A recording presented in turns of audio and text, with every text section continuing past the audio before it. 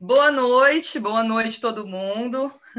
Estou aqui, né? Sejam todos bem-vindos, seja bem-vindo, doutor Daniel. Que maravilha, né? É uma honra para nós estar recebendo você aqui nessa comunidade para tratar de assuntos tão importantes, né? A comunidade a aldeia, assim, sabe, doutor Daniel, já conhece muito bem seu brilhante trabalho, assim, a gente sempre tem divulgado, compartilhado muitos dos seus escritos, dos seus trabalhos e participação nos documentários e tal. Mas ainda assim, gostaria de pedir licença para fazer a apresentação.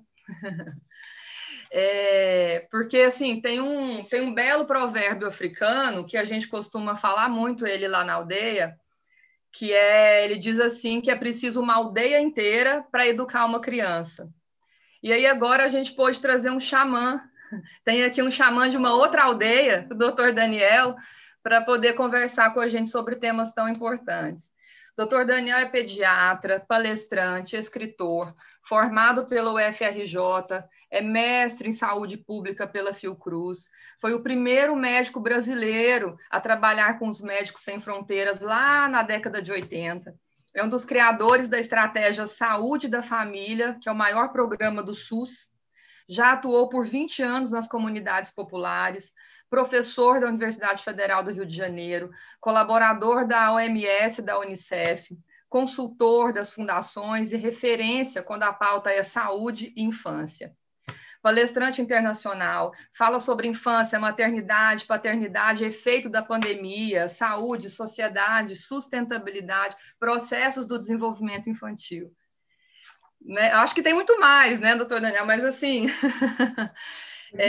bom, já está fazendo um monte de coisa, já passou muito tempo na estrada, já teve metido em muita coisa. Então, é esse currículo meio longo aí, mas muito. Mas, assim, primeiramente, a gente tem muitas perguntas, mas eu acho que seria um bom começo a gente falar sobre esse seu pioneirismo dentro da pediatria integral. Né? Afinal de contas, o que é isso? Quais são os preceitos? Como é que ela pensa os processos do desenvolvimento infantil?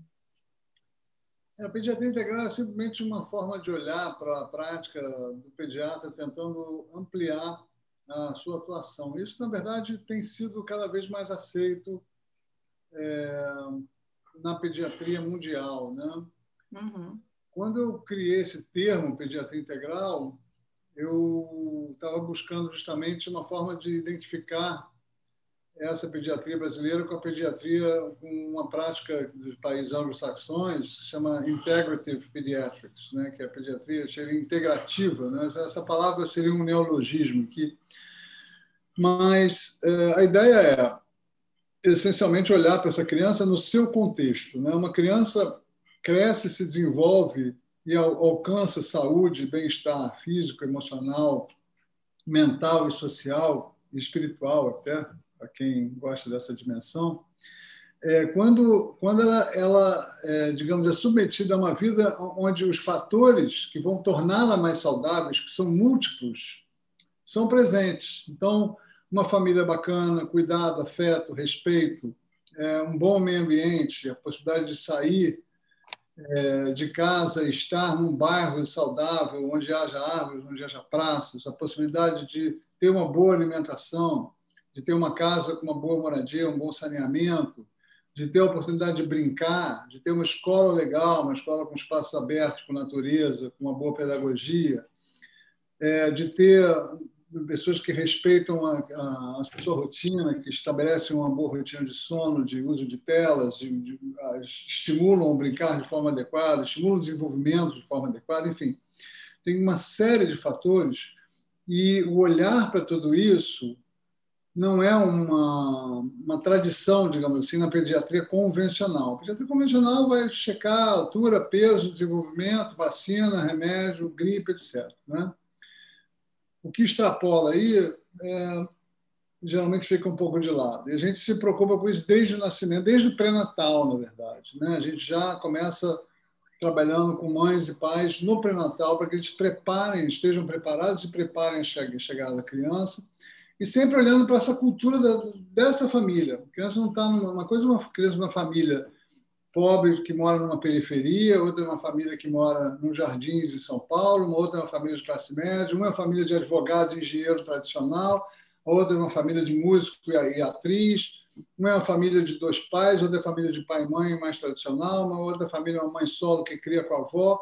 Enfim, tudo isso tem que ser olhado, respeitado, a classe social, o formato da família, o padrão de consumo, que a gente vai tentar também orientar para que seja um padrão de consumo mais atual, mais atualizado, né? Com menos ultraprocessados, com menos proteína animal, enfim, toda uma série de olhares que a pediatria, digamos assim, convencional não teria, e tentando sempre planejar a vida dela, planejar a rotina e os hábitos que vão ser inseridos no sentido de promover a saúde dela em todos os sentidos, no presente e no futuro, né? Para que ela cresça saudável e cresça um bom cidadão também. A gente não pode esquecer dessas questões. Então, um olhar também para a infância atual, um olhar para as grandes questões do mundo, a crise ambiental iminente que a gente vai viver daqui a pouco, enfim. E também sempre numa relação mais horizontal com a família, não forçando ela a sair dos seus padrões, tentando trazer ela para mudanças graduais à medida das suas possibilidades, respeitando as crenças e as tradições dessa família. E aí, assim, eu fico... Desculpa, interromper. Eu fico pensando que dentro desse olhar tão holístico, né, para a criança, a escola está inserida aí dentro, né? A escola está aí e tem aí todos esses aspectos biopsicossociais que envolvem o desenvolvimento de um ser humano. Eu costumo falar que não é desenvolvimento infantil, é um desenvolvimento humano, né? Porque tá bem, a gente amplia isso daí sem ser reducionista em relação à importância dos primeiros anos, né? E aí, dentro desse aspecto, a gente fica bem preocupado, né? Todo mundo que tem essa preocupação em relação aos processos da infância. Agora aí nós já estamos há 8 meses, 9 meses de pandemia, e aí o que tudo isso trouxe, né? Quais os pontos negativos para a gente poder refletir, colocar aqui sobre a mesa para a gente pensar, quais os pontos negativos que a gente já está enfrentando hoje, em relação a que as crianças estão enfrentando hoje, né, em termos de adoecimento emocional, físico, tudo, e que a gente pode esperar por, né, no futuro. O que o senhor pensa sobre isso? Em relação à pandemia especificamente, você está perguntando, é isso? O que esse isolamento social proporcionou para esses meninos, assim? O que você tem visto, né? O que tem acontecido com as crianças, o fato deles terem ficado exclusivamente em casa com as suas famílias, né, isolados dos amigos, isolados do ar livre, da escola, do correr, do brincar livremente. Exatamente. Você já listou aí uma série de fatores nocivos, né? Fatores que determinam adoecimento da criança. Nós começamos a perceber isso, nós pediatras, ao longo dos meses, e a literatura mundial também. Ninguém estava preocupado com criança no início da pandemia, porque rapidamente ficou claro que a criança não adoecia ou adoecia muito pouco. Diferente de uma epidemia de influenza, onde a criança é uma vítima comum e, muitas vezes, com doença grave ou morte, né? A influenza é uma doença mais perigosa da criança, tanto que existe vacina para a influenza que é dada de preferência para a criança. A criança é grupo de risco. A influenza é o vírus da gripe, né? A gripe clássica. Na Covid ficou claro, porque por algum milagre da natureza, né? A gente sabe hoje em dia a razão do milagre, a gente já estudou cientificamente o milagre, a criança adoece muito pouco. E transmite pouco também, na verdade, principalmente a criança menor, né? É impressionante como existe uma gradação claramente relacionada à idade. Quanto mais velha, mais transmite, mais se contamina e mais adoece, né? Adoecimento mesmo, mais grave, isso só acontece com adultos mesmo, né? O adolescente ele pega a doença, mas geralmente faz quadros muito leves também. Bom, o que a gente começou a perceber mais tarde, porque ninguém estava olhando muito para a criança, é que as crianças estavam adoecendo de outra maneira, em função da quarentena, do isolamento, como você falou muito bem. Não só o isolamento do ar livre da natureza, que é o território essencial de desenvolvimento da criança, que ela precisa enormemente, isso aí já havia adoecimento em relação a isso antes da pandemia, porque as crianças estavam ficando, em média, Carol, 1 hora por dia, alguns estudos mostram, 1 hora por dia apenas ao ar livre. Elas ficavam 23 horas por dia confinados em casa ou confinados em escolas muito tradicionais e fechadas, indo de um para outro de carro ou de ônibus, quer dizer, o tempo todo dentro de caixas, né? Isso antes da pandemia. Antes da pandemia. Agora, depois da pandemia, claro, piorou mais ainda, né?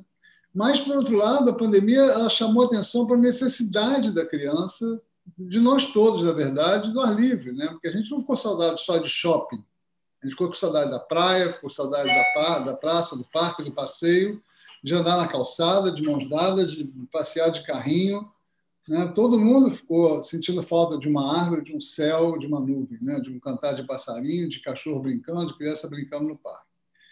Então, isso fez muita falta para as pessoas. Isso foi, por um lado, bom ter chamado a atenção da gente. Mas as crianças já vinham adoecendo por causa dessa falta de natureza. Existe até um termo que foi cunhado por um americano chamado transtorno de déficit de natureza, né? Em vez de transtorno de déficit de atenção, a gente chama de transtorno de déficit de natureza, que leva a uma série de adoecimentos da criança, né? E isso se agravou, mas, além disso, né, desse confinamento, a gente teve alguns outros problemas. Então, esse convívio com os pais, 24 horas, mas os pais muito sobrecarregados, porque perderam as redes de apoio, os avós, os irmãos que iam lá, não sei o quê, as famílias de classe média ou alta perderam os empregados domésticos durante um tempo, pelo menos. Então, ficaram totalmente sobrecarregados, fazendo home office, muitos deles, ou saindo, alguns para trabalhar, mas a maior parte fazendo home office. A criança dentro de casa, você tem que fazer home office, cozinhar, lavar prato, lavar louça, lavar o chão, passar um pano, arrumar a cama, e pentear a criança, e dar banho, e botar para na aula online, e pegar na aula online e fazer a tarefa de, meu Deus do céu, né? Não, já cansei só de escutar. Oi? Já cansei só de escutar. É para surtar mesmo, é para surtar, né? E aí muita gente surtou, literalmente. E aí o clima nas casas ficou pesado, muitos conflitos entre casais, naturalmente, muitos conflitos com a criança, porque justamente como a criança estava sofrendo, além de ter essa convivência, as famílias que conseguiram levar essa convivência de uma maneira leve e harmônica, que foram algumas, mas não a maioria, eu diria, as crianças tiveram surtos de desenvolvimento incrível. Eu vi aqui no consultório famílias muito, muito bacanas, muito tranquilas, crianças que começaram a falar, estavam sem falar, começaram a falar que nem matraca, crianças que estavam com fralda, desfraldaram rapidamente, outras que não comiam passaram a comer bem, crianças que ficaram fortes, engordaram, cresceram, se desenvolveram, coisas impressionantes. Começaram a dormir a noite toda, mas a maioria não. A maioria que viveu esse ambiente pesado, e também pesado por causa do estresse que a própria pandemia trouxe, né, de angústia, de medo da doença, medo de perder alguém, medo de o que vai acontecer, crise econômica, desemprego, perda de patrimônio, enfim, todo mundo ficou com muito medo no começo, né? E até hoje ainda tem motivo para ter medo. A gente viu as crianças absorvendo esse mal-estar que os adultos estavam expressando, mas trazendo isso para fora sob diversas maneiras não verbais, porque as crianças não têm elaboração intelectual para ver, mas uma mãe está angustiada porque eu tenho medo que o papai perca emprego. Não é isso.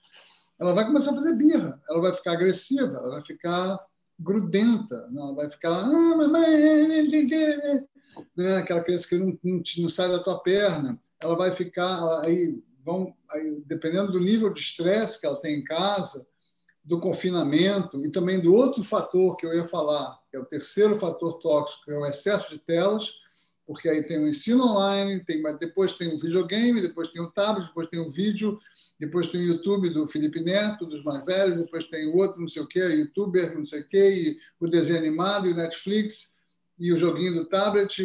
É uma loucura. Eu acabei de ver agora 2 adolescentes seguidos, uma de 12 e outro de 13 anos, com 2 consultas seguidas, uma passa 8 horas por dia na tela, outro 10 horas por dia na tela. Não há como manter a saúde desse jeito. É uma loucura isso. E aí você vai analisar a rotina da família, é muito difícil para as famílias lidarem com isso, tirar essa criança da tela. Então, com esses 3 fatores, a sobrecarga e o estresse dos pais, a falta de ar livre, as telas, enfim, tudo que envolve isso, as crianças começaram a demonstrar essa angústia, esse estresse sob forma desses comportamentos. Por exemplo, também recusa alimentar, seletividade extrema, comer compulsivamente, perder o sono, acordar no meio da noite, pesadelos, bruxismo, tiques, diarreia, dor de cabeça, enfim, uma série de sintomas. E aí os pediatras começaram, opa, está acontecendo alguma coisa, né? Eu nunca atendi tanto tique na minha vida, sabe? Tiques, né? Que é os movimentos de rosto, ou grunhidos, enfim, ou movimentos de mão repetitivos e súbitos que a criança começa a fazer. Imagino que dos que estão nos assistindo, alguns devem estar lidando com isso em casa, né? É um nível de ansiedade muito extremo, né? Muito Isso, e extremo para a é criança. como a criança está expressando a sua ansiedade, né? E muitas vezes a coisa é agravada porque a criança começa a ficar grudenta e birrenta, e os pais que já estão estressados, o que eles fazem? Brigam mais com a criança. Sim. E é a pior coisa a se fazer, né? A gente tem que sempre lembrar, então já comentando aí como a gente lida com essas coisas, né? A criança está simplesmente expressando uma angústia. Ela pode expressar essa angústia de uma maneira que nos desagrade, que seja incômoda para a gente. Mas cabe a nós ter um pouco de resiliência, ter um pouco de tolerância, muita paciência, para jamais piorar a situação sendo violento, sendo desrespeitoso, sendo brutal, começar a gritar, cala a boca, não sei o quê, não aguento mais, não sei o quê, sai daqui, estou trabalhando, enfim, esse tipo de coisa, isso não é nada. Ou então, simplesmente um discurso de se desfazer, de não validar a questão, né, que está angustiando ela. Não está com medo de quê? Não precisa ter medo de nada. Tem monstro nenhum aí. Sai. Deixa de besteira. Isso não é nada. Isso é bobagem. Não, gente. O monstro debaixo da cama que não deixa ela dormir é um monstro, sim, de fato. Ela não está mentindo. O monstro não está debaixo da cama dela. É um monstro metafórico. Mas é como ela consegue expressar o medo e as angústias dela. Tem monstro debaixo da minha cama. Só usar um exemplo bobo, que é um exemplo clássico, né? O monstro está lá de fora da casa, né? A gente está com a porta trancada, então a gente pode validar esses medos, validar, sim, minha filha, você está com medo do monstro, né? Estou vendo. Papai também teve medo do monstro, mamãe também teve medo, mas agora eu já sei que lá fora tem um monte de heróis e heroínas e o monstro daqui a pouco vai embora. Daqui a pouco ele vai embora. A gente vai inventar uma vacina, vai espetar esse monstro, ele vai embora, vai ficar tudo bem. Então, usar a mensagem, sempre acolher as emoções, os medos, as angústias, abraçar, dar colo, né, dar segurança e bancar essas angústias com otimismo, especialmente com ludicidade, com brincadeiras. O cérebro da criança, quando está estressado, se você consegue, com uma brincadeira muito chamativa, trazê-la para o lúdico, ela vai conseguir se livrar da angústia, pelo menos momentaneamente. Então, por exemplo, uma criança que está tendo uma birra, que vem bater em você, que é absolutamente comum e aceitável, ela não sabe controlar os seus próprios impulsos, ela está querendo expressar uma raiva e ela vai bater no que estiver na frente dela, né? Inclusive no pai ou na mãe. Isso não é desrespeito ou desafio. A criança tem 3 ou 4 anos, gente. Isso é normal. O que a gente faz? A gente dá um tapa nela de volta? Seria um absurdo. Seria muito pior do que o que ela está fazendo, porque nós somos adultos, né? Então a gente abraça, assim, calma, vai passar, não sei o quê. Quer bater? Pega essa almofada aqui, bate aqui no sofá. Ah, também vou pegar um. Aí começa uma guerra de travesseiro. Ela está expressando a raiva dela, e daqui a pouco ela está rindo, daqui a pouco você também, daqui a pouco está todo mundo gargalhando. Então, a brincadeira e a fantasia são ótimas ferramentas para ajudar a criança a superar as angústias e, especialmente, a processar essas angústias de forma com a linguagem que ela melhor entende, que ela melhor se expressa, que é a linguagem da brincadeira. Mas, doutor Daniel, a criança ficando exclusivamente no ambiente familiar, né, e tendo a convivência ali somente com os pais e tudo, porque o ambiente familiar ele é um ambiente muito afetado, no sentido de ser cheio de afetos mesmo. E quando a criança sai, vai à escola, tem ali um momento com outras pessoas, com os amigos, ele tem uma possibilidade de um enriquecimento da imaginação, um enriquecimento lúdico. até mesmo do universo simbólico, muito mais abrangente do que a criança que fica só em casa, que às vezes ela se limita até no próprio imaginário, né? Porque os pais não estão com vontade de entrar nessa brincadeira lúdica, os pais não estão mais tão preparados para lidar com tanta demanda da própria criança, mas é porque, né? De fato, como você acabou de dizer, os pais também têm as questões deles, né, para poder lidar, e às vezes ficar ali 24 horas tentando dar conta de uma demanda da criança também seja muito difícil para esses pais. Não dúvida. E aí, assim, a gente vê que nesse sentido também, para toda essa questão que os pediatras perceberam, poxa, as crianças estão adoecendo, né? A escola era muito uma válvula, né, de escape, ainda mais assim, espaço para correr, espaço para poder brincar, né? Não há de se falar. Eu acho que hoje em dia ficou mais evidente ainda que escola não é só lugar de entre aspas, aprender conteúdo pedagógico, potencializar o cognitivo, né? Acho que agora ficou muito evidente isso, né? Tanto que a escola é lugar de saúde. Ficou faltando na minha resposta, na verdade, Carol, esse quarto fator, que é o fator de socialização barra escola, né? A escola é um elemento muito importante na vida da criança, especialmente na criança depois dos 2 anos. A escola é indispensável, é muito importante. Ela é obrigatória no Brasil a partir de 4, mas a gente sabe que os benefícios começam antes, né? Eu não acho que você precisa botar uma criança de 6 meses na escola, né? É melhor botar com 1 ano e 8, 2 anos, mas a partir daí, 2 anos, 2 anos e meio, a socialização é muito boa para ela e a convivência com outros cuidadores adultos, então, no caso, os professores, os cuidadores da escola, é fundamental, é maravilhosa, traz exatamente como você falou, um ambiente menos carregado de intensidade emocional, dessa sobrecarga, mesmo em tempos normais, não em tempos de pandemia, mas o ambiente doméstico é sempre um ambiente um pouco mais carregado de tensões e de muitos afetos. E na escola é um lugar mais leve, é o primeiro espaço público dela, é o espaço onde ela justamente vai aprender a circular no espaço público entre colegas, entre amigos. Isso é um aprendizado, é claro, fundamental, é o aprendizado da inteligência social, da expressão, a capacidade de comunicação, em todos os sentidos, comunicação verbal, não verbal, afetiva, né? Da empatia, de compreender o outro, de olhar para o outro, da tolerância, da diversidade, né? E é um espaço que, se tiver ainda por cima, como eu vi no vídeo da escola de vocês, um vídeo maravilhoso, adorei a escola, adorei a estrutura da escola, sensacional, crianças brincando o tempo todo na natureza, aprendendo na natureza, parquinhos funcionais, sensacional, adorei. Realmente fiquei com vontade de ter um filho para botar nessa escola. Então, um neto agora, se for melhor. Então... não, realmente, assim, é um pensar a criança de um jeito humano mesmo, é humanizar, né? Um processo de humanização mesmo, assim. Ainda mais como a gente percebe que existe um movimento, né, muito intenso, muito conservador, muito intenso, para poder focado em performance, né, nesse sentido.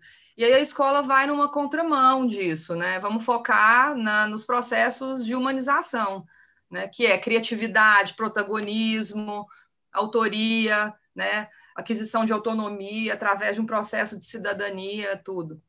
Essa questão também. Você está falando em palavras-chave, né? Autonomia é uma palavra maravilhosa. E muitas vezes na casa você não consegue trabalhar autonomia. Para trabalhar autonomia, você tem que ter um espaço adequado. Você tem que ter equipamentos adequados que a criança possa alcançar, possa fazer por conta própria, né? A escola tem equipamentos para isso, determinados, né? A coisa da autoria, delas terem o seu protagonismo garantido, o seu espaço de fala, de produção de conteúdo, de produção intelectual, de produção artística, né? Que eu vi que vocês também têm uma ênfase em artes na escola.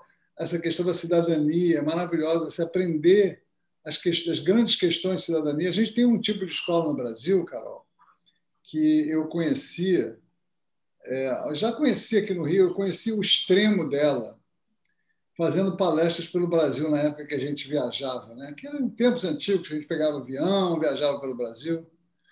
Então, eu conheci lá em Minas uma vez e também no Piauí, fui até Teresina fazer uma palestra lá para um grupo que estava fazendo uma manifestação. Me chamaram para participar de uma manifestação, de um seminário contra essas escolas. Eu comecei a dar esse nome de escolas túnel. Até a última postagem que eu fiz lá no Pediatria Integral BR, falar dessas escolas túnel. Você pega uma criança... Primeiro assim, outro dia eu fiz uma live, uma escola com o perfil de vocês, uma escola com muita natureza, com bons brinquedos lá aqui no estado do Rio. E aí a professora falou que ela é uma escola que está abrindo, né? E a diretora falou que as pessoas chegavam lá e perguntavam para inscrição no infantil, tá? 3 anos, 4 anos.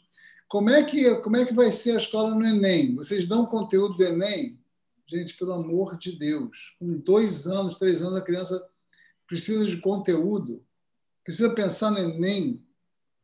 Né? Aí você tem essa filosofia que já está nos pais, né? Que já está nas famílias, e que várias escolas confirmam isso com uma proposição pedagógica patética, né? De pegar uma criança de 10 anos, antes do Fundamental 2 ainda, que você começando o Fundamental 2, e aí começa aí na 6ª série, começa a ter aula de 8 às 3 todo dia, depois de 8 às 5, faz dever de casa na escola, se não tiver, faz dever de casa, 2 horas de dever de casa todos os dias, já chegando no final do Fundamental 2, ensino médio, 2 horas de dever de casa, depois tem que fazer tal e tal e tal aula online, tem que fazer prova online, tem que fazer não sei o que online, fica até as 7, 8 horas da noite estudando, não pode fazer educação física, não pode fazer teatro, não pode fazer arte, não pode fazer música, porque vai perder tempo para o Enem.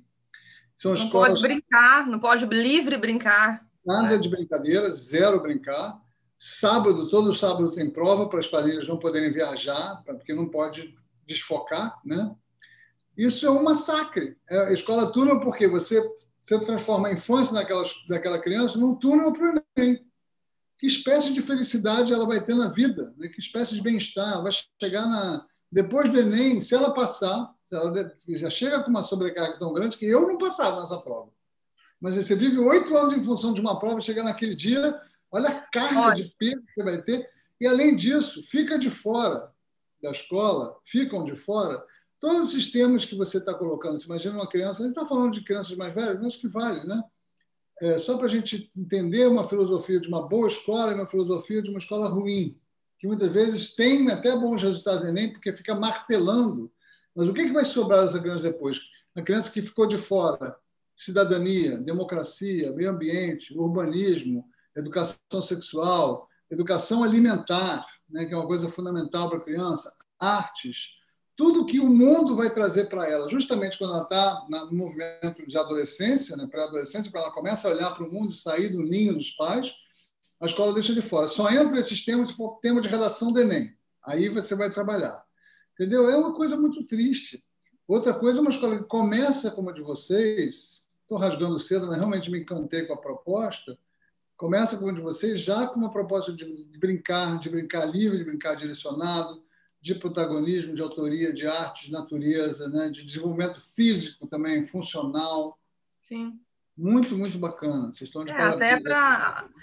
Não existe, não há de se falar em alfabetização, em alfabetização matemática e de linguagem, enfim, todo tipo de linguagem, se a gente não desenvolver o corpo, né? Psicomotricidade, esquema corporal, né? A própria noção inconsciente do corpo, né, da criança. Então, realmente... Nós somos uma coisa só. As escolas tradicionais trabalham do nariz para cima, né? Foca só aqui. O corpo e a alma ficam do lado de fora. E o coração também. Então, realmente... Existe até uma análise do Foucault, né, que fala sobre essa necessidade da humanidade de ignorar o corpo e tudo que o corpo produz, né? Vamos focar na mente. Penso, logo existo, né? E, sim, mas a gente precisa tentar sentir, ou então existir aonde não pensa, né? Por aí. Não dúvida nenhuma. Uma boa parte da existência ela fica fora do cérebro, fica no mundo, né? E isso foi muito agravado, Carol, com a questão do nosso mergulho nas telas, né? Tem Total. categoria de estudos de infância hoje que chama parentalidade distraída. Esse foi outro elemento que a gente viu também na pandemia, que esse convívio com os pais muito intenso, mas uma coisa é você olhar para o teu filho e conversar com ele, outra coisa é você olhar para o teu filho e ficar assim, ó, pode falar, Joãozinho, o que é? Sofia, o que é? Não. Aí não tem convívio, não tem vínculo, não tem olho no olho, não tem relação. Isso chama parentalidade distraída. É uma coisa tão comum que virou uma categoria dos estudos de infância. E Já até são assim, completamente viciados nos seus celulares, não tiram um olho do celular. Então, qualquer brecha que tenha no seu trabalho, no seu dia a dia, vai cair no celular. Vai fazer número 2, finge que vai fazer número 2 no banheiro para olhar o celular. Até compreensível durante um pouquinho de tempo, mas tem que olhar para o filho também, né, gente? E assim, a troca de olhar do bebê e da mãe, quando a mãe está amamentando seu bebê, nada substitui essa troca de olhares. E aí, às vezes, está aqui mamando, né? E a mãe está aqui no celular, mexendo aqui, e o bebê está pendurado no peito aqui. É bem, realmente, esse fenômeno das telas. E como lidar com isso? Porque, assim, é inegável que os meninos ficaram muito tempo diante das telas, né? Por quê? Não podia sair de casa, né? Ficaram em isolamento social durante muito tempo e pouco se sabia, né, sobre carga viral, esse índice de transmissibilidade das crianças, enfim, pouco se sabia. E com isso hashtag fica em casa total, e os meninos ficaram muito relegados às telas. Há alguma coisa para se fazer hoje em dia, para a gente tentar remediar isso tudo que aconteceu? Não há dúvida, né? Hoje em dia a gente sabe muito melhor como se conduzir, mesmo em situação de alta transmissão. Não sei como é que está em Goiânia, aqui no Rio está uma situação caótica, né? De CTIs a 90%, 95% de unidade de terapia intensiva, de ocupação, e no auge de 2.000 pessoas na praia. Né? Eu postei até uma cena do metrô do Rio, domingo passado, domingo retrasado, uma loucura, uma loucura. Parece que está sabe aquela inauguração da loja da Havan em Belém que deu, Nossa, sim. né?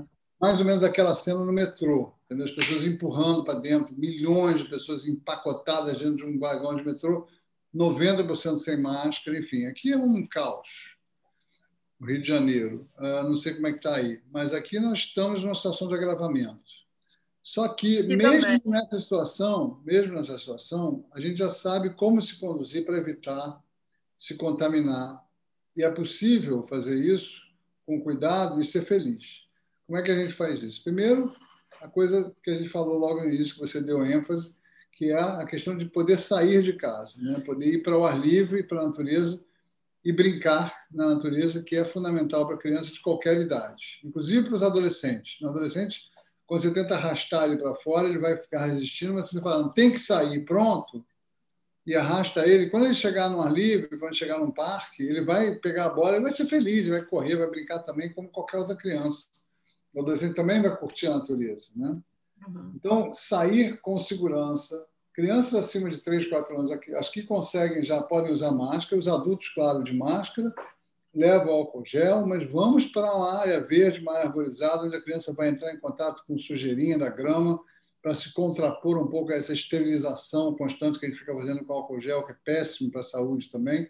É bom para o coronavírus, mas é ruim para a nossa imunidade, de forma geral. A gente precisa um pouco de sujeirinha natural, de laminha de grama, de botar uma folhinha de grama na boca, de rolar na grama, para ficar em contato com aquelas boas bactérias, né? De fazer carinho no cachorro, deixar o cachorro lamber a nossa cara, de se sujar na lama, de subir na árvore, de agarrar um galho, enfim, esse tipo de atividade que é fundamental para a felicidade e bem-estar e para a saúde física da criança também.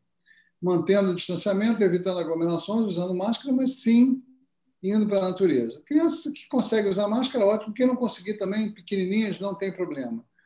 Eu evitaria, por exemplo, um parquinho cheio de crianças com 20 adultos em volta, sendo que metade deles sem máscara. Isso é uma coisa a evitar. Melhor não ir no parquinho. Fica passeando na grama, fica brincando nas árvores, que é muito melhor. Sim. A outra coisa é, em casa, a gente não pode ficar o tempo todo fora de casa, Em casa também tem muito o que fazer, né? É difícil quando a gente está completamente assoberbado por tarefas.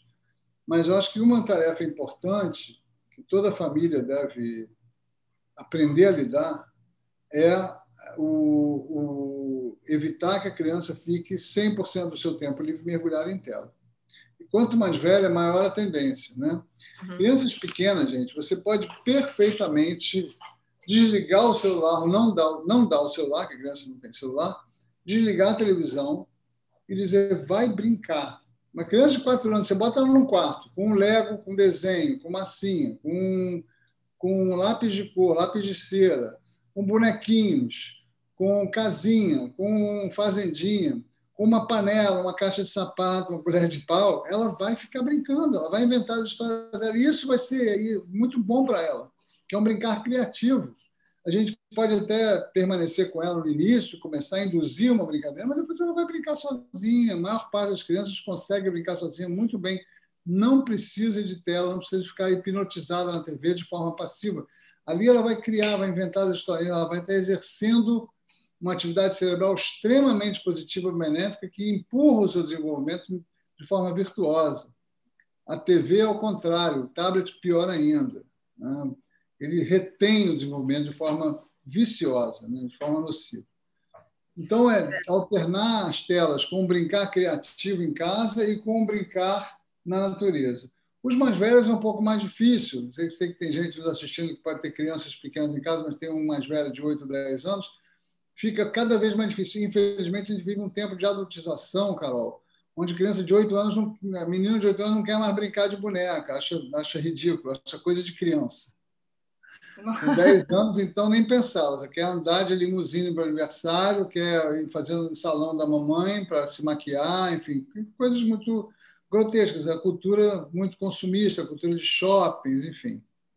Mas essas crianças devem ser colocadas diante da possibilidade de brincar sozinhas também, com artes, com música, com dança, enfim, e alternar também, então, a tela com outras atividades, fora e dentro de casa, brincar criativo. Tá ótimo.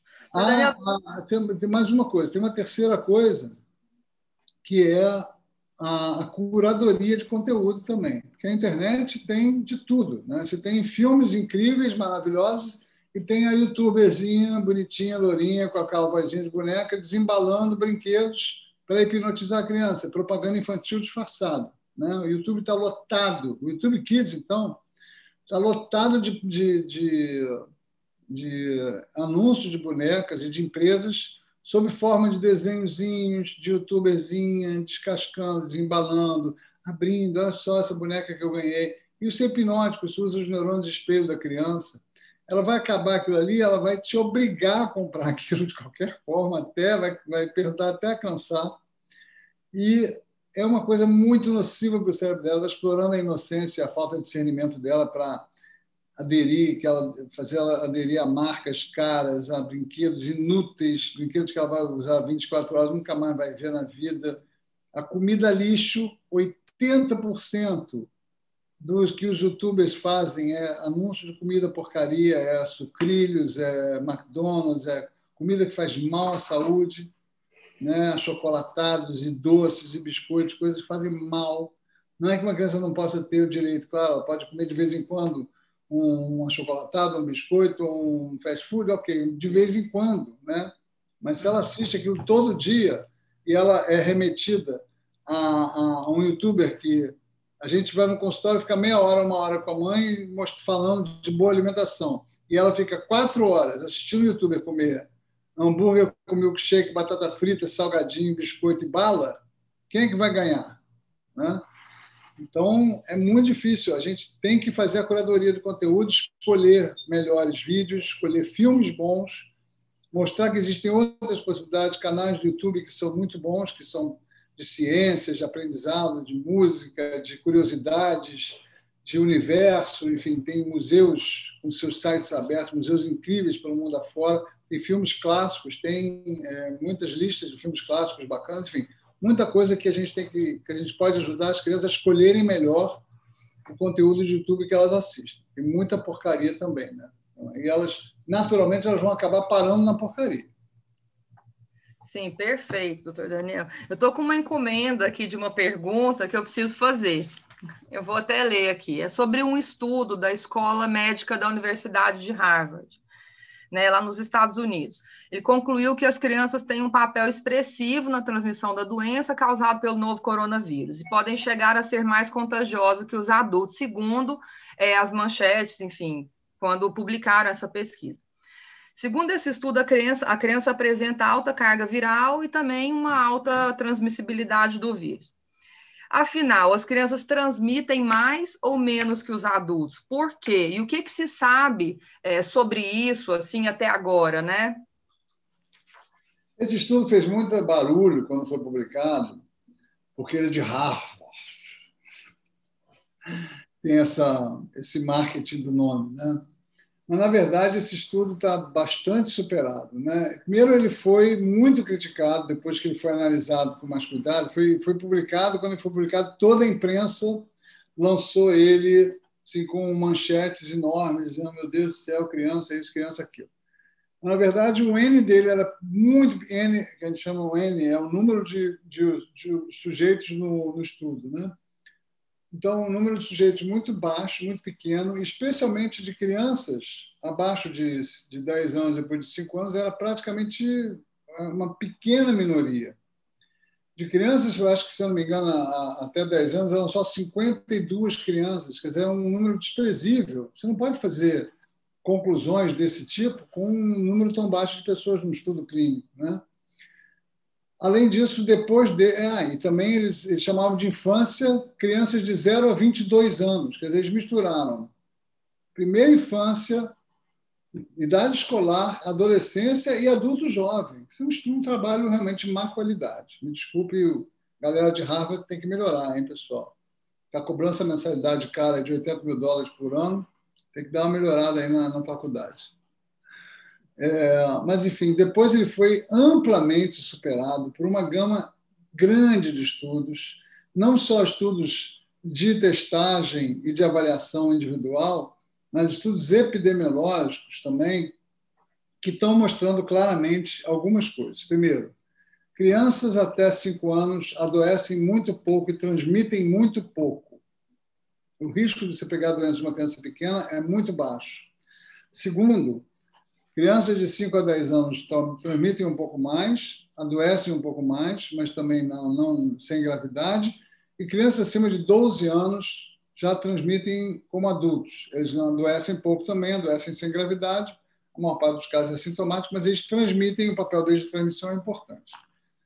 Então, vários estudos mostraram, por exemplo, que as crianças que adquirem a Covid não estão adquirindo a partir da escola, estão adquirindo em casa, a partir de outros familiares que estão saindo e fazendo atividades no mundo, né? Especialmente no Brasil, nesse momento, a transmissão intradomiciliar, a grande parte da transmissão intradomiciliar está vindo dos jovens. As crianças na escola, quando a escola está preparada para recebê-las com protocolos seguros, com uma boa estrutura, com atividades ao ar livre, especialmente, ela está protegida. E, mais do que isso, os professores estão protegidos também.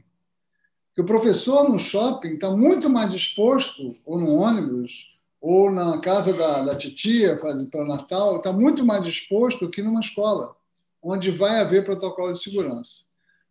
95% dos surtos domiciliares são transmitidos de adulto para criança, ou de adulto para adulto, não acontece a partir da criança. Na escola também, a grande maioria dos surtos começa entre adultos, de professor para professor, de funcionário para professor, e acaba chegando na criança.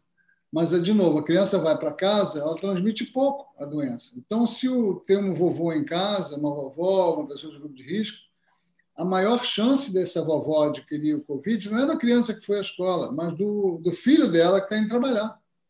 Uhum. Essa exposição é muito mais intensa. Então, é claro que pode haver alguns casos de transmissão escolar. Pode. Ninguém pode dizer não existe risco zero. Medicina não trabalha com risco zero. Existe uma gradação de risco. Você aglomerar numa festa de 700 pessoas sem máscara, você tem risco 100 de pegar Covid. né, na gradação de 0 a 100. Se você vai para a escola usando máscara e fica ao ar livre, o teu risco é próximo de 0, né? Especialmente se você convive com crianças. Também uma vertente muito interessante de estudos, tem 2 estudos ingleses que mostraram que a convivência com crianças protege. Quanto mais crianças tem num lar, num determinado lar, por exemplo, uma família com... Eu não vou saber os números exatamente, mas é mais ou menos assim. Uma família sem filhos, um casal sem filhos, né? Eles pegaram 300 mil famílias de profissionais de saúde no Reino Unido. Então, eles avaliaram lá pelo NHS, pelo sistema, pelo SUS dele lá, de casos de Covid que internaram, que foram graves ou que foram a óbito, né? Então, por exemplo, para crianças, famílias sem filhos, então, digamos que tinha 16% de casos de internação, de Covid com internação. Famílias com uma criança caía para 12%, com 2 crianças caía para 8%, com 3 crianças caía para 6%. Eu não sei exatamente os números, mas foi uma coisa impressionante, né? O outro estudo que foi com uma quantidade maior ainda de pessoas, mostrando também que a presença de crianças de 0 a 11 no domicílio, especialmente de 0 a 11, estava relacionado com menos mortes e menos gravidade. Por que isso, né? Vamos entender. Então, essa proteção, inclusive, pode se estender aos professores. Eu espero que se estenda aos pediatras também, porque todo ano tenho lá minhas febres, minhas gripes, meus amigos que não são pediatras ficam todos achando graça porque eu adoeço de vez em quando, porque a gente está em contato com criança e as crianças têm muito vírus, de vez em quando a gente pega um que não conhece e aí acaba fazendo uma gripe, né? Então, a gente pode ter essa proteção que a criança confere. Professores também podem ter. A gente não sabe, não tem como ter certeza. Mas é possível que trabalhar com crianças seja protetor também, da mesma forma que conviver com crianças em casa. Então, a escola cada vez mais se mostra um lugar seguro. E o que está acontecendo nesse momento na Europa? Vamos olhar para o que está acontecendo no mundo, gente. A Europa está vendo um segundo surto pior do que o primeiro, né? A segunda onda europeia. Em países como a França tem um índice de positividade de 11%, é absurdamente alto, né, de exames positivos. 11% da população. E mesmo assim está mantendo escolas abertas, né? Algumas escolas de crianças mais velhas e universidades têm que fechar. Por quê? Porque o jovem ele transmite tanto quanto o adulto e ele está saindo muito mais, ele está de saco cheio, não aguenta mais, então está indo para balada. Baladas clandestinas, porque os países sérios estão proibindo, né? Uhum. Aqui no Brasil, a gente teve aqui na cidade vizinha do Rio, em São Gonçalo, que é uma cidade pobre, né? Teve uma festa que foi anunciada há um mês, um baile funk lá com show do MC qualquer coisa, que deu uma aglomeração de milhares de pessoas, e a prefeitura é proibido pela prefeitura fazer esse tipo de show, de festa. A prefeitura sabia, a coisa estava anunciada há um mês, e ninguém fez nada. E o baile aconteceu. Cenas dantescas também de aglomeração. Então, a gente vive nesse país, um país que está dominado por uma... Desculpe aqui a minha palavra, uma opinião pessoal, uma quadrilha que está no poder, de gente que é ruim, negacionistas, né? Gente... enfim, anti-ciência, anti-meio ambiente, anti-tudo, né? Só uma destruição atrás de destruição, e que fez a pior, isso aí já não é opinião minha, isso aí é a avaliação geral da mídia internacional, de políticos internacionais, a pior gestão da pandemia do mundo depois ou igual do Trump, né? Uma coisa desastrosa, dizendo que não precisa, pode aglomerar, não precisa usar máscara, que tem que abrir tudo, que não sei o quê. Enfim, com agravante de que os Estados Unidos é um país muito mais desenvolvido que o Brasil em diversos aspectos, né? Com esse agravante absurdo, né? E a gente sofre muito mais. Tem a miséria que a gente tem aqui, não tem as escolas horrendas que a gente tem aqui no setor público, né? Exatamente. Então, uma responsabilidade enorme, e a gente teve aí esse aumento de casos muito em função do comportamento coletivo que, é claro, né, toma essa confusão de mandatos, né, de orientações. Quer dizer, um Ministério da Saúde que não tem ministro desde o início do ano, desde o início da pandemia, é uma loucura o que a gente está vivendo, gente. Então, muito grave. E é claro que, numa situação como a nossa, abrir escolas é uma temeridade, mas abrir escola de pequenininhos, escolas até o Fundamental 1, ainda assim, eu diria que é seguro. Seria uma ousadia minha, mas é o que eles estão fazendo na Europa.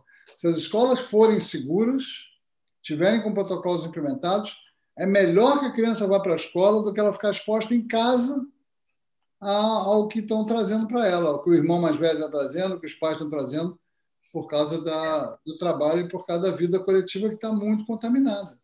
Essa é uma dúvida assim que a gente tinha muito intensa, né? Porque será que se o Brasil será que o Brasil deve seguir, né, o que estão fazendo a França, esses demais países desenvolvidos aí, que mesmo numa segunda onda fecha tudo, fecha comércio, fecha turismo, mas não fecha as escolas, né? Você acha que isso funcionaria no Brasil? A gente conseguiria manter as escolas abertas? E independente de uma segunda onda, né, que vai haver, a gente mal saiu da primeira, já está aí com uma segunda. A gente nem sabe o que é isso, se é um surto da primeira onda, se é uma segunda onda, enfim. O fato é que nós estamos vendo um aumento importante de casos e perigoso, né? Sim. Mas o que a gente sabe é que a escola é o lugar mais seguro, né?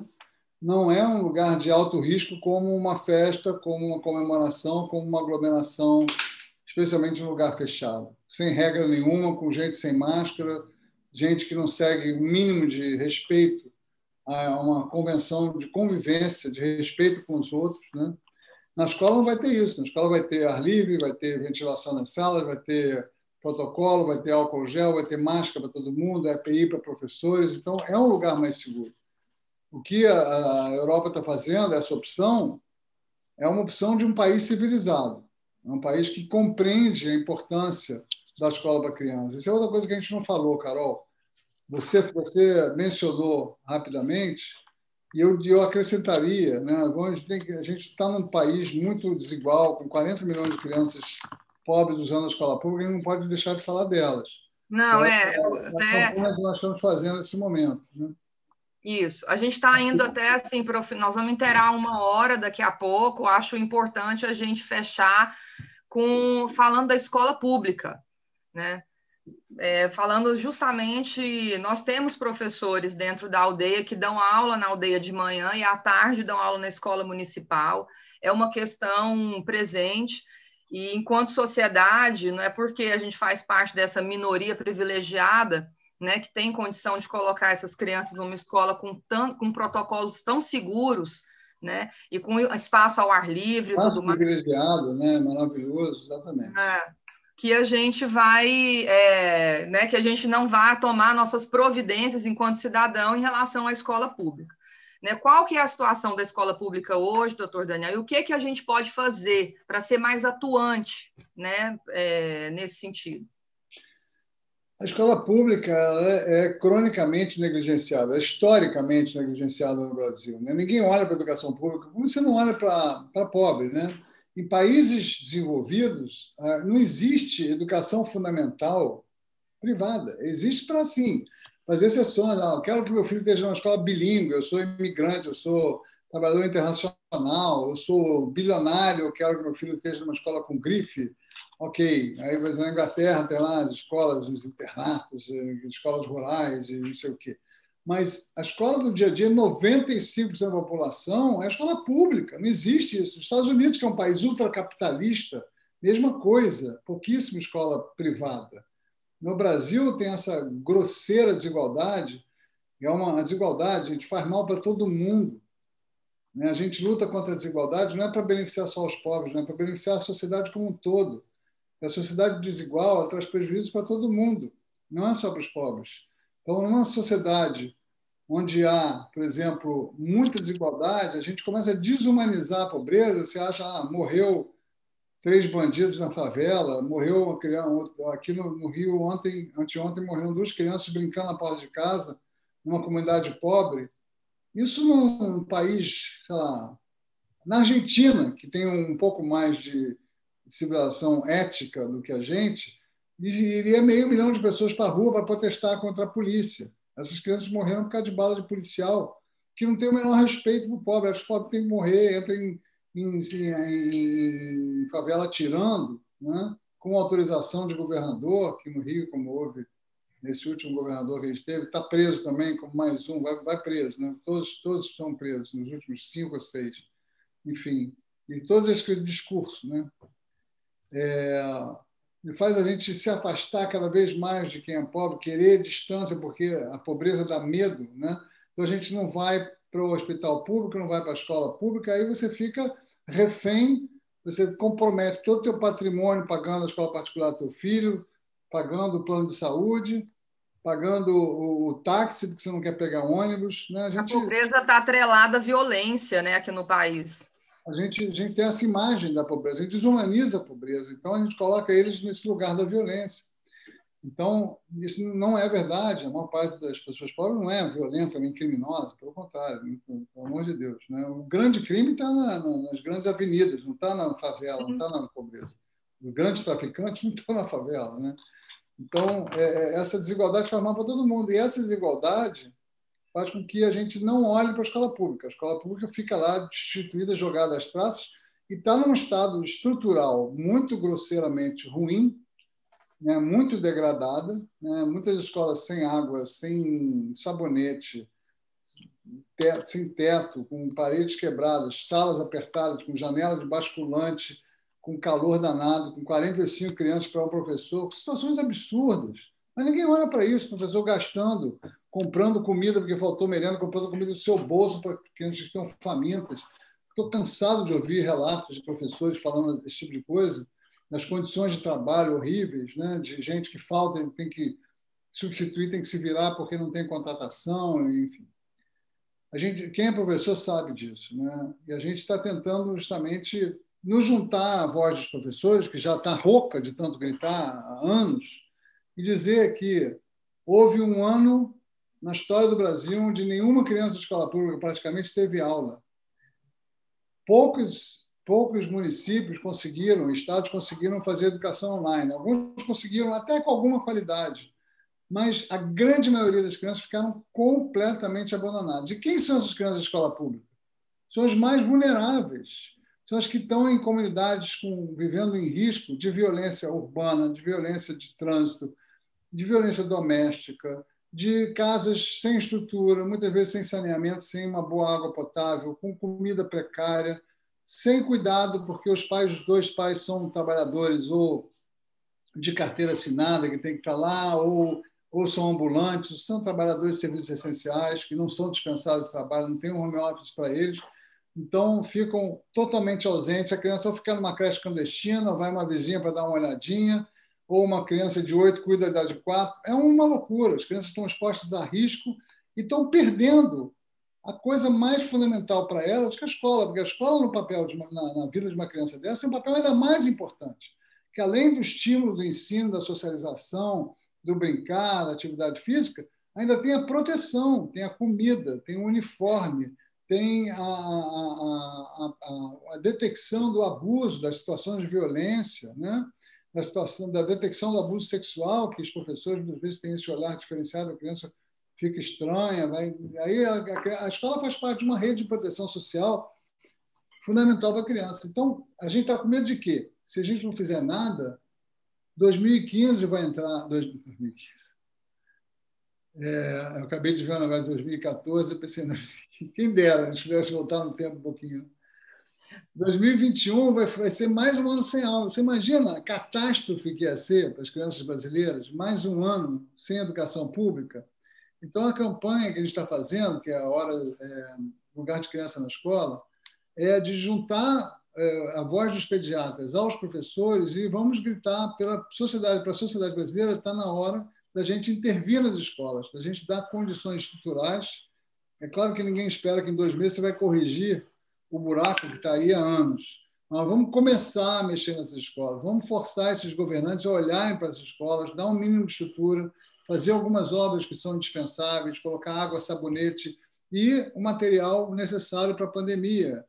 Álcool gel, torrezinhas, marcações, EPI para os professores, máscaras para as crianças, ventilação, preparo da área ao ar livre para atividades, preparo do entorno da escola. né? Escolas que não têm a estrutura que a aldeia tem, que são todas de concreto armado, a gente pode fechar uma rua próxima, a gente pode usar um parque próximo, uma praça próxima, um clube, uma igreja que tenha pátio, que possa ser aproveitado, terrenos baldios, onde as crianças possam brincar um pouquinho, preparar esses terrenos, enfim.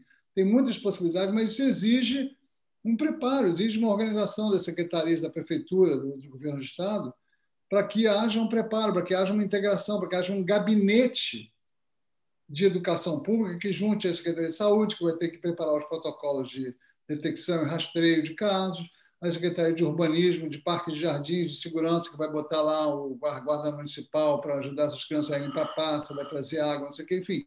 Uma série de providências que tem que ser tomada. E a intervenção nas próprias escolas também. Isso é complexo, isso é difícil, mas precisa ser feito. A gente não pode aceitar que a infância brasileira fique mais um ano sem escola. E uma coisa é você ter o privilégio. Se eu tivesse um filho e eu pudesse pagar uma escola como a Aldeia, eu não tenho dúvida que eu colocaria. Mas a gente tem que pensar nessas crianças que estão aí diante de uma catástrofe, que seria mais um ano sem aulas, e pensar nelas, e começar a se mexer. Não adianta a gente ficar dizendo isso aí é um problema crônico, não vai mudar. Não, se a gente não fizer nada, é que não vai mudar. Se a gente começar a se mexer, trazer consciência e começar a chamar Ministério Público, secretários, prefeitos, governadores, parlamentares dos diversos níveis da federação, e começar a colocar essa questão na pauta, a gente consegue pelo menos um movimento, né, que seja para agora, que seja para depois. Com certeza, iniciativa pública é muito importante nesse sentido e a gente quer, assim, os professores querem, nós queremos nos juntar à voz dos pediatras para a gente fazer com que a escola pública tenha, assim, um pouco mais de estrutura para abrir, né? Como você acabou de dizer, são coisas básicas, é água, sabão, é a ventilação, é um preparo de um espaço, né? A gente não está pedindo para resolver um problema estrutural que já acontece aí há séculos na educação do país, né? É, na verdade, algo para se fazer agora. O que pode ser feito hoje, né? Exatamente. Doutor Daniel, muito obrigado. Nosso tempo acabou, infelizmente. Acho que todo mundo está assim, achando muito ruim, porque foi muito bom esse bate-papo. Eu quero agradecer, foi uma honra, né, poder conversar com você de uma forma assim tão transparente e tão tranquila. E a aldeia já é uma comunidade que admira muito o seu trabalho, que conhece e admira o seu trabalho.